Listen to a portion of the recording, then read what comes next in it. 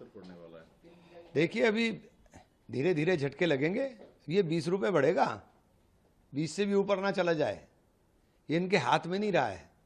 अब लकीर पीटते रहिए, अब तो धीरे धीरे झटके दीजिए और देश को भुगतान के लिए तैयार हो जाना चाहिए।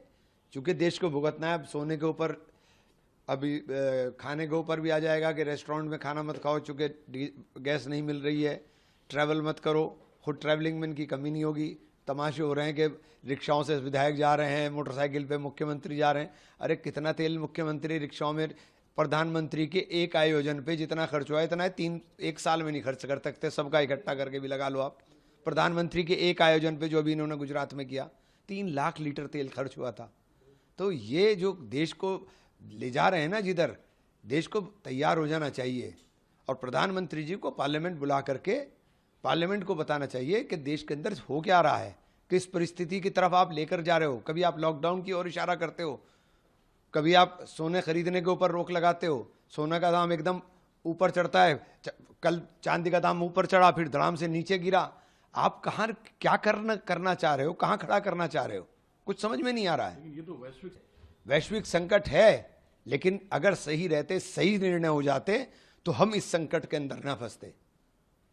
बस मैं बहुत साफ, और मैं आज से नहीं बोल रहा हूं ये बात, मैं पिछले 3 महीने से 2.5 महीने से ये लगातार बोल रहा हूं।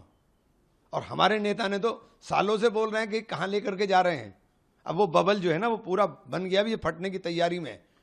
स्कूल कॉलेज में उन्होंने कहा कि बहुत देर से सरकार को समझ आई उपचुनाव हारने के बाद, और बहुत देर से लिया गया फैसला है ये।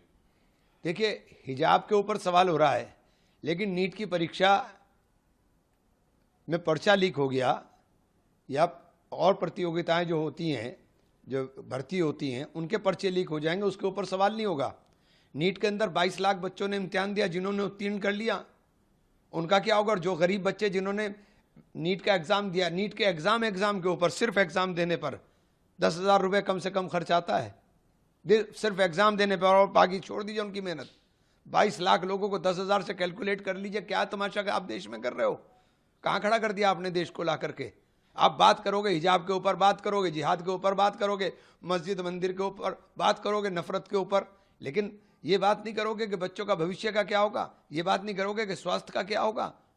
आपके स्वास्थ्य के अंदर जो आपने योजनाएं चलाई थी, जो आयुष्मान योजना थी, उसका भुगतान हो पा रहा है कि नहीं हो पा रहा। Ayushman card accept private hospital क्यों नहीं कर पा रहे हैं। आप इसके ऊपर बात नहीं करोगे, आप नहीं बात करोगे शिक्षा की, स्वास्थ्य की, रोजगार की। आपको क्योंकि इस एजेंडे से लेना देना नहीं है। लेकिन ऊर्जा संकट भी जाएंगे, जहां ऊर्जा संकट और अमेरिका ईरान के बीच जो युद्ध चल रहा है, इस पर चर्चा होगी। देखिए, वो चाहें चर्चा करें, लेकिन अब लकीर के फकीर हो गए हम, अब लकीर पीट रहे हैं हम।